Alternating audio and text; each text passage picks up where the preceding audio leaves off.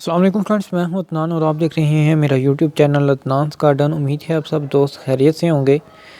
जैसा कि वीडियो के थंबनेल से आपने पहचान लिया होगा कि मैं आज जो प्लांट्स के बारे में बात करूंगा वो रोज़ प्लांट हैं। ये 3 जो रोज़ प्लांट आपके सामने नज़र आ रहे हैं, ये भी मैं कुछ दिन पहले जो है वो तकरीबन 1 मंथ पहले नर्सरी से लाया था।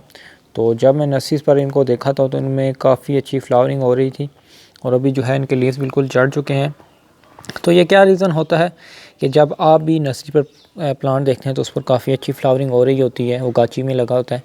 तो वो जब आप लाकर पॉट में या गमले में लगाते हैं तो उसके बाद वो उसके लीव्स ड्राई होकर या फ्लावर्स जो भी हैं ड्राई होकर गिरना शुरू हो जाते हैं। तो उसका एक कॉमन सा रीज़न ये है कि जब प्लांट वो नर्सरी वाले लाते हैं तो वो पहले ज़मीन में लगे होते हैं। तो जब उनको निकाल कर लाया जाता है, गाची में पैक किया जाता है, तो उनकी 95% रूट जो हैं वो 90 टू 95% रूट्स ज़मीन में ही रह जाती हैं, जिससे यह है कि चंद ही रूट्स जो हैं वो उनमें बचती हैं और वो फ्रेश रहते हैं क्योंकि उनमें वो आप शावर करते हैं वाटर का। जब आप घर में लाकर उनको रीपोर्ट करते हैं बड़े पोट्स में, जैसा कि मैंने किया, तो उसके लीव्स जड़ तो जाते हैं, लेकिन आफ्टर 1 मंथ आप अगर उसकी अच्छी फीडिंग करें, अच्छी फर्टिलाइज़र दें और वेल ड्रेन सॉइल तैयार करें तो उसमें यह है कि ये जैसा कि आप देख सकते हैं नई ग्रोथ शुरू हो गई है और चंद ही दिनों में जो है वो इस पर फ्लावरिंग और नई जो ग्रोथ अभी बढ़ेगी, इस पर फ्लावरिंग भी स्टार्ट हो जाएगी।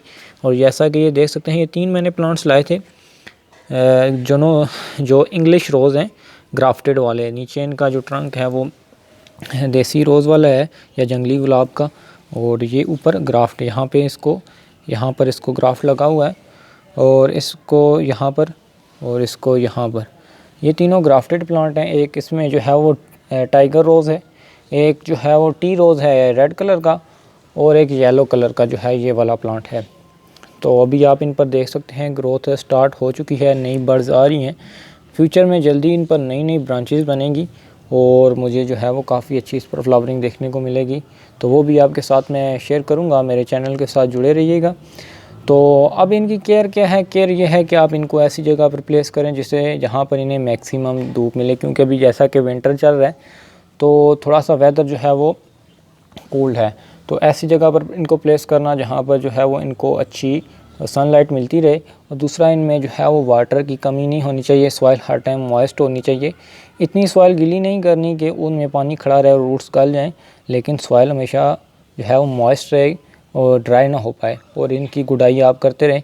फर्टिलाइज़र आपको मैं रेकमेंड करूँगा कि आप जो है वो भी ऑर्गेनिक फर्टिलाइज़र के तौर पर आप इसमें जो है वो बोन मील या फिर एप्सम सॉल्ट का यूज़ कर सकते हैं।